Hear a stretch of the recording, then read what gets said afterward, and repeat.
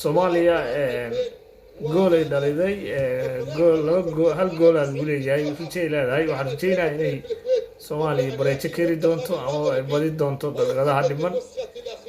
waxaa ka dhiman adiga 10 daqiiqo ku dhowaad 10 daqiiqo suuragal in Soomaaliya ay gool keento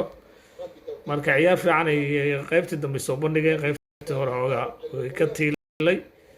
ma aysan ahayn sidii la rabay marka aadan u rajeynayaa kooxda qaranka ee Soomaaliya inay guul ka soo hooyaan ciyaaraha ay ka qayb qaadanayaan marka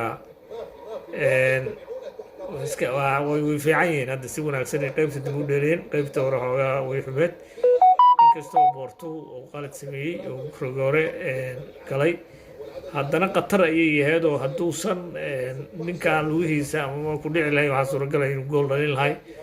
marka qaar nimanka ciyaartooyda ah way sameeyaan inay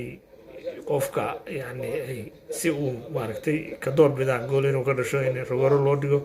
rogoorahaasna ay ku waqtiga nasiibsadaan oo ay boodaan dhinacii Brunigu usoo socday haddii u boodaana ay ka hor maaragtay goolkaas inay badbaadiyaan rajowta laakiin haddii sidii dhacday oo si badan dadka ragoorayaashu ay dhaafaan haddii u dhaafaan nasiib marka waxaan rajeynayaa kooxda Soomaalidu inay ciyaaraha dambe guulo badan ka keeni doonaan tanna waxay noqonaysaa